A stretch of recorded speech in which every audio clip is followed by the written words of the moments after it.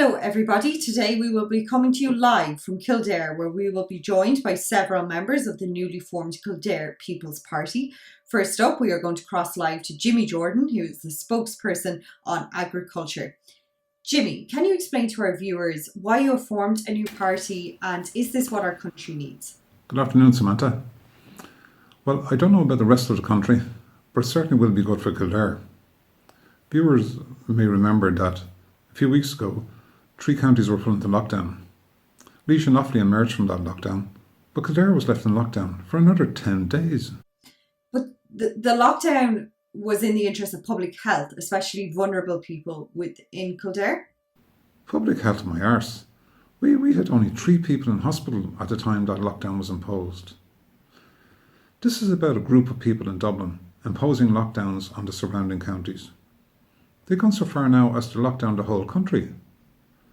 They've even locked themselves down, for God's sake. Hello, Samantha. Would you mind if I just if I just speak there for a second? This is Larry Freeman, spokesperson on defence. Do you know that while we were in lockdown in Kildare, people from other counties were still driving on our roads without even a care in the world? The M4, the M7, and not even to mention the M9 are our roads. Like our party leader says, it's just not on. But the poor people of Kildare had to look on and do nothing about it. So it's time that people of Kildare stood up and said, no more. It's time to take control over our own county and not be dictated by others. This is a great county, and we just want to make it great again. Become independent, like the Island of Man or even Jersey. Hi, hello there, Larry Freeman. Do you mind me asking you, Larry, why the Kildare People's Party need a spokesperson on defence? What would you be defending yourselves against? Well, we wouldn't really need a really big force. Because let's face it, Dublin and Wicklow would have to be invaded first before us. I've studied the art of war, so I believe a small modest force is all would be adequate for us. That's, or maybe a highly trained guerrilla faction. I see. Well, maybe could I ask you, Tom Donovan, spokesperson for Justice, what is your party's main objective and policy? Well, I think it's quite obvious. We want an independent Kildare, free to govern ourselves and free from the constraints of Dublin bureaucracy. We want to control our own land and roads and stop people willy-nilly driving through our country without so much as a buy and leave. And let me say this to you, as Justice spokesperson. We are concerned with the Dublin thugs driving through our country, terrorising our elderly who are living alone in the country. And we have the answer. Guns. Let our over 50s have the means to defend themselves. Shoot the bastards. That's what I say. That seems very radical. Joyce McDermott, spokesperson for education and the Gaeltacht, how will you ensure that education is to top quality within Kildare? So we propose to radically reform the education system in Kildare. The current system is far too formal and clearly outdated. Now, if you want to know my honest opinion, I think it's full of crap. It just does not address the personal awareness or the spirituality of the students. We need a more holistic education system for our students, our future leaders, an education system that will focus on mediation, mindfulness, personality development, personal awareness. It's so that our students can learn and grow organically in harmony with our nature, the needs of our planet, the needs of our county, and be free from the stress of homework and exams. I see. But by the way, why does your party have a spokesperson for the Gaeltacht? There are none in Kildare? So, yes, Samantha, that is correct. But we want our party to be inclusive and appeal to the Irish-speaking voters in the country. I mean, who's to say we won't promise to have our own Gaeltacht? But yeah, so we will welcome people of all languages, colours, creeds, within reason, of course. But I just feel like it fits in really well with the education portfolio. So there is a rich heritage throughout Kildare, and a Kildare Gaeltacht would be just lovely. Well, perhaps now we will cross over and speak with Mary Murphy, who is the spokesperson for Foreign Affairs. Miss Murphy? It's so small. How can I can't see it up on there. Hello? Can you hear me? Can't believe they can fit one country into 500 pieces. So Kildare. Maybe it's on here. Kildare. Hello? What? Can you hear me? Hello? Oh God. Are we live now? Well, perhaps we will come back and speak with Miss Murphy in just a bit. We will go to another spokesperson now. Oh, wait, I believe Miss Murphy is ready to speak to us. Hi. Thanks so much. By the way, can I just say I think you run a really great programme. I'm a big fan. You're such a lovely girl. Do you love the way you do your hair? Can I ask, is it all yours? I mean, do you have extensions? I've been thinking of having some myself. Sorry, but can I go back to my question? How are we going to finance an independent Kildare? Tolling roads, is that what the clans did in the Middle Ages? There's no need to take that tone, young lady. Like I said, you're a lovely girl. So if you will just let me answer the question fully. Tolling will just be one way. It's a very successful way of pulling in revenue. If you look at the success of the Bangabandhu multi-purpose toll bridge in Bangladesh, the Jakarta Inner Ring Road, the Jakarta Outer Ring Road in Indonesia, the Casablanca Rabat in Morocco, and of course the M50 and the Port Toll Tunnel, it's a no-brainer. Why should we allow biffos from Offaly to drive through our county to Dublin, taking the jobs that Kildare people should have, and not give us anything? If they don't pay, could stop them coming through and make them drive round our county. I turn now to Jack Maguire, spokesperson for sport. Jack, what is the Kildare People's Party going to do for sport in Kildare? With sport getting cancelled by COVID-19 across Ireland, this had a huge impact on sports, such as limit on crowds or sport being played behind closed doors. This had a huge impact on sporting bodies, such as GAA, rugby, soccer, horse racing and all other sports.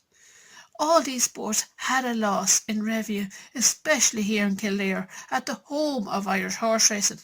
We have many horse racing venues here in Kildare, such as Naas, Curra and Punchestown. Over the years, Punchestown hosted many events, such as Oxygen Music Festival and Full of the Pipe Truck Show. As Kildare is the home of Irish horse racing, every year breeders and owners from all over the world come together to find the best racers. If it's not at the sales of golf, or it might be through breeding. All of these horses will become champions all over the world. Without sport, people will be suffering in all aspects of life. Please, people, let's make Ireland great again, but let's make Kildare great again. That was Jack Maguire, their spokesperson on sport. So the idea seems to be to get the taxpayer who has paid for the toll roads to be constructed to actually pay the tolls. Should Kildare people have to pay tolls when leaving Kildare? Sorry, Samantha, could I just interrupt you for a second there? Did you know Kildare means Church of the Oak? No, I didn't know that. Coming up, we tested the reaction to the formation of the new Kildare People's Party on the streets of Newbridge. We'll be crossing over for that reaction next.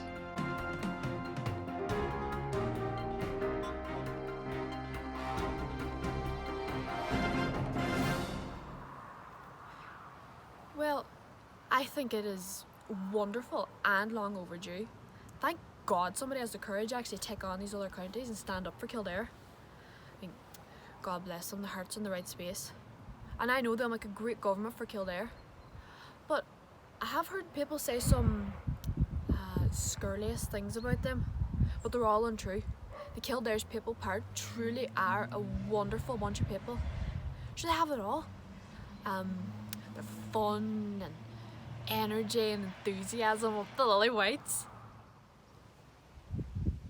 No, I'm not a member, but I know some of them, yes, but no, I'm not a member.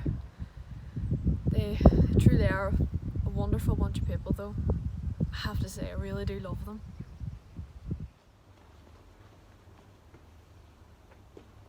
Sorry? What do I think of the Kildare's New People Party? Not much. Better off calling that lot the Mad Hatters Party. Now the head case is in it, huh? Where does one even start with describing that lot? Let's make Kildare great again. How's about let's not feck it up in the first place? Take for instance that Minister for Finance. I went to school with that fella, and as far as I can remember he was thick as shit. And now he's our Minister for Finance.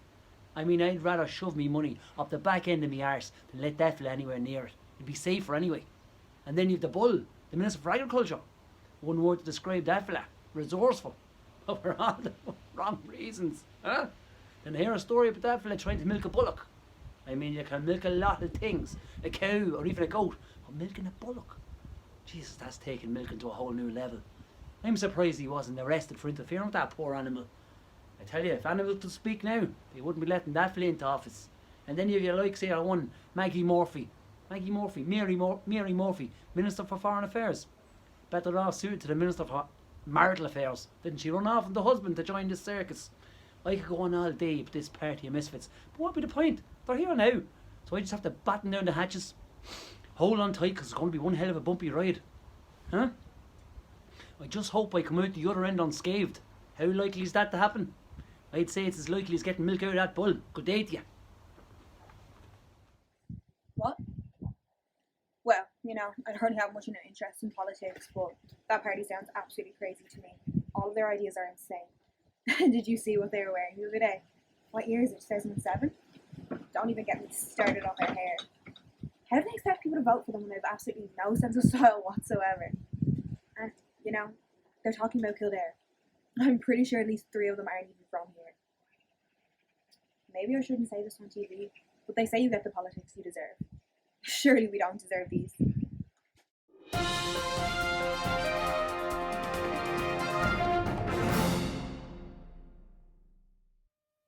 So, a final word to Jimmy Jordan, party leader. Some scathing remarks there from the people on the streets. How would you reply to them? Fake news. That's what I call it. You couldn't pay much attention to that stuff. That guy, Paddy O'Toole, is actually a founding member of the Kildare People's Party. And he's annoyed because we didn't give him a spokesperson's position, because he wanted to be on the TV. But I'll talk to him. He will come around, and in a few weeks he'll be back promoting the party again. And that lady in Newbridge with the salon, I'm going to meet her and talk to her. Maybe we can put a bit of business her way, and I think she will come around. But I have to say, wasn't Judy Byrne just lovely? It was just wonderful to hear her talk about the party. Such a lovely person. And it's gratifying to know that people think so much about the party and the people in it. What? Okay. Oh yeah, right. I'll follow you on down. Barney's, yeah. Okay, good. Are we done here, Samantha? Listen, I want to say that you're a lovely, lovely girl. And your programme is just top notch. Top notch. Would you like to come and join us for a few drinks? Mr. Jordan, can I remind you that we are live on air? What? Apologies. Please continue. No, we are out of time. Oh, for feck's sake. Before we go, can I just correct some false impressions that were made during this broadcast? I can confirm that my hair is all of my own hair. But thank you for joining us this afternoon, and I hope you tune in next time. Bye bye for now.